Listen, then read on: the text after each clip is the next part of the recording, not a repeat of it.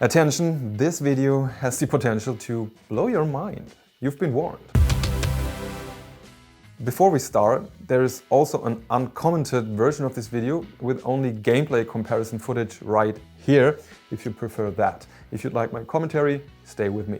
Okay, so I really didn't expect this outcome when I first had the idea for today's video one night when I was laying sleepless in my bed.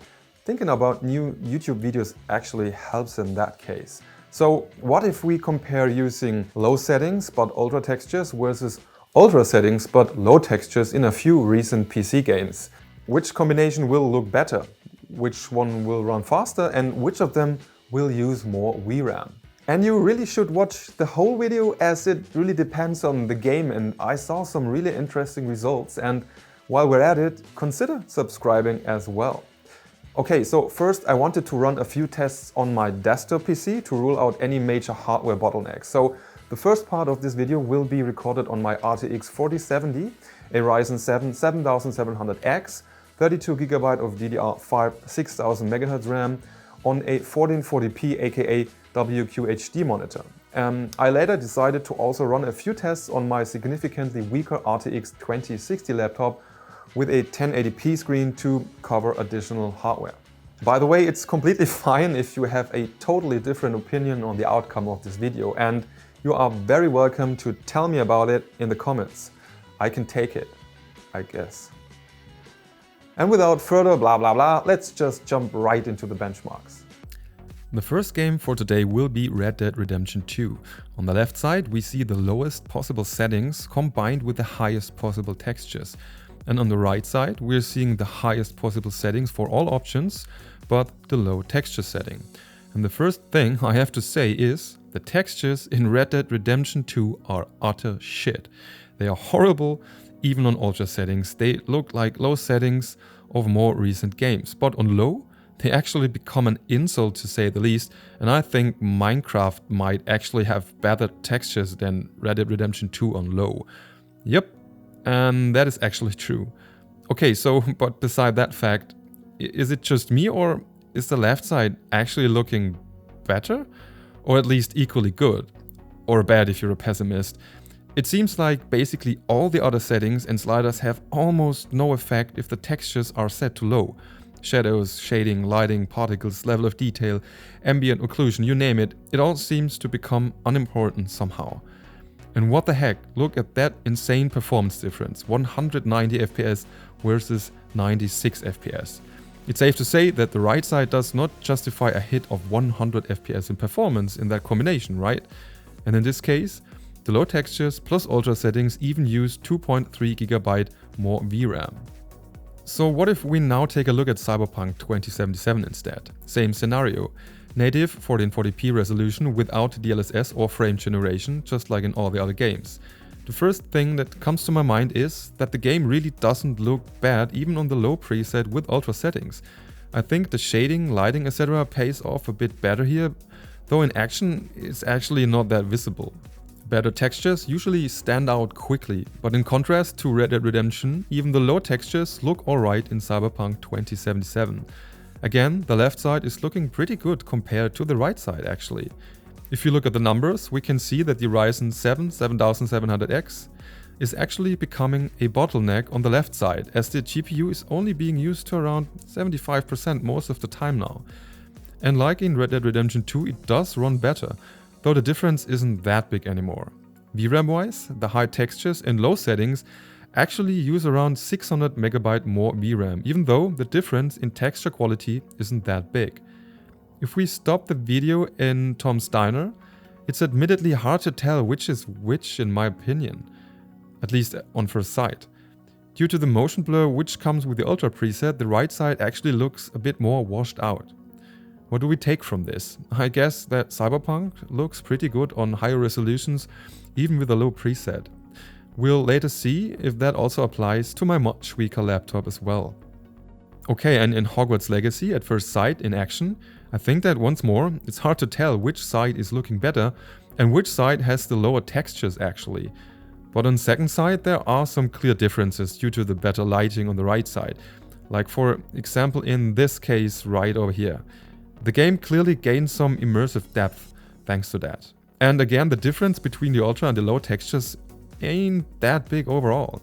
I actually had to turn off motion blur for the right side because otherwise direct comparison would be impossible, to be fair.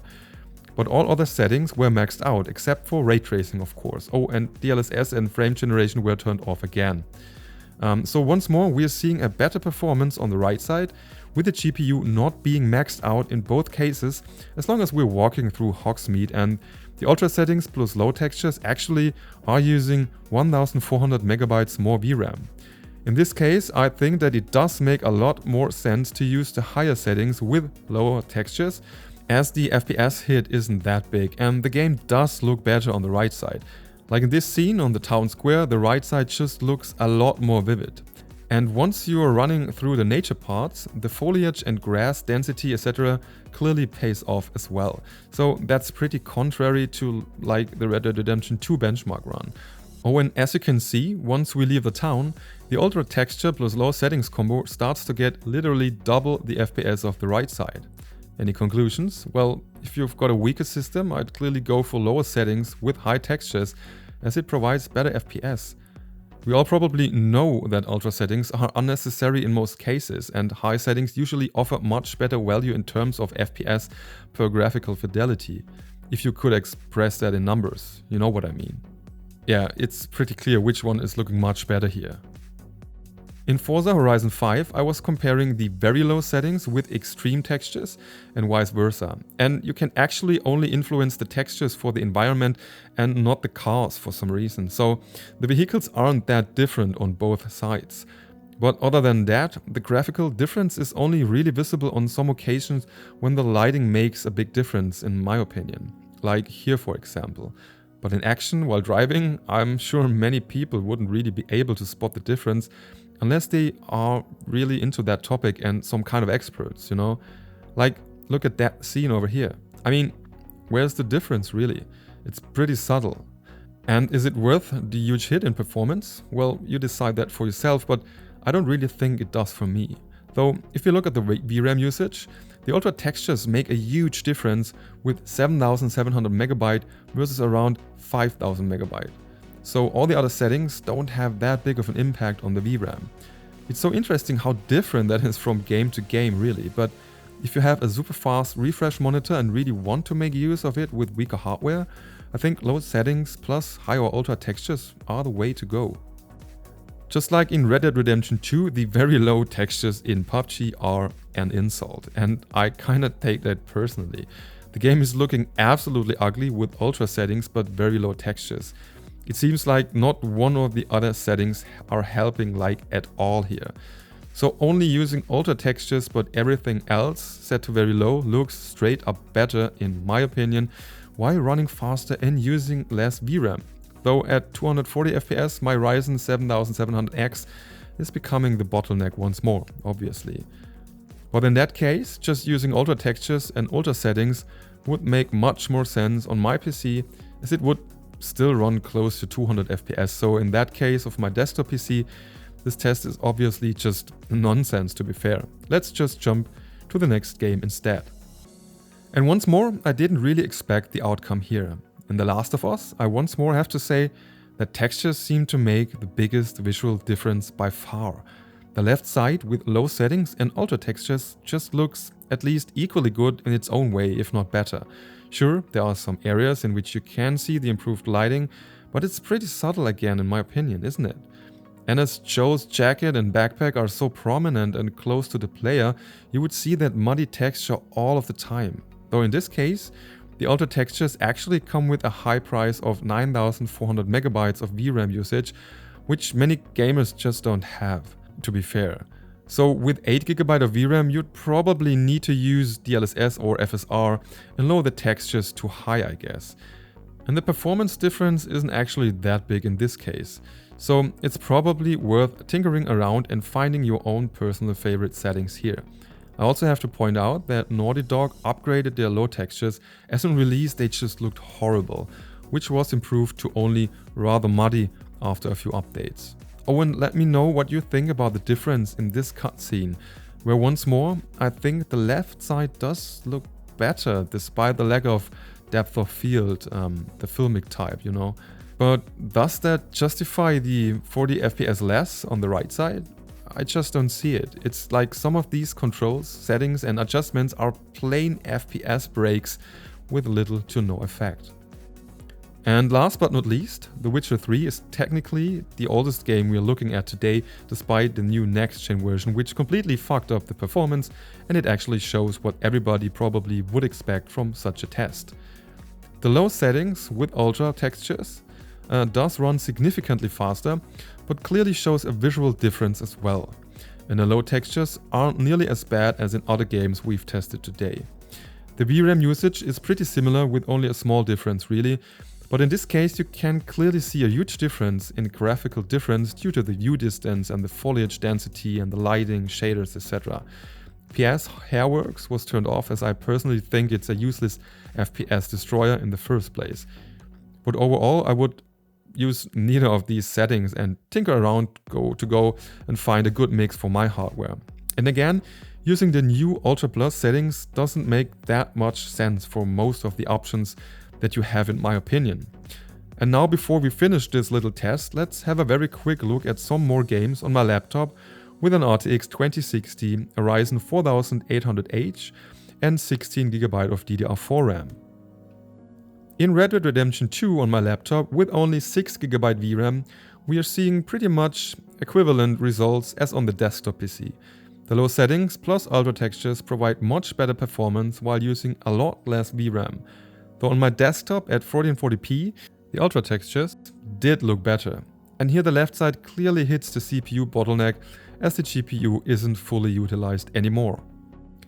In the case of Hogwarts Legacy, my laptop actually struggles with the Ultra preset despite the low textures.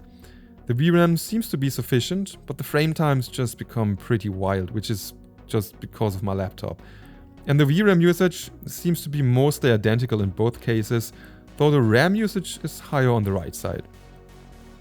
But once more, in this title, the right side does look better, I guess.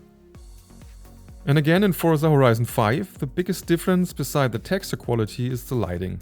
Though here, the ultra textures and low settings basically cause the 6GB VRAM to be fully utilized in contrast to the right side, which didn't seem to cause any noticeable problems in that case still.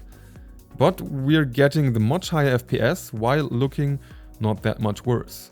Though this combination isn't the best idea in that case, I guess. Now the result for The Last of Us on my laptop was quite different than on my desktop PC. We're almost seeing the same performance in this case in the beginning, but later the low settings plus ultra textures became a bit faster. While again looking as good or even a bit better in some situations once more. But in the end this is subjective and you're of course allowed to think otherwise. Feel free to let me know in the comments. Now, what's my conclusion to all of this? First, I was not expecting so many recent games to look that good with low settings and ultra textures compared to the opposite. I mean, I knew that textures usually make the biggest difference compared to all other graphic settings as they are just so obviously visible. So if your gaming system ever starts to struggle on higher or ultra settings, you could definitely try to lower the overall settings and combine that with higher or ultra settings for a change. And you might actually observe that this isn't the worst idea ever. But it also shows why VRAM is pretty important if you want a good graphical outcome for your games. And especially Nvidia with their absolutely ridiculous VRAM policy can go f***. That's all for today. Thanks for watching. Go and buy Nvidia GPUs, they are super cool. Subscribe and like if you want. See you next time. Bye bye and tschüss.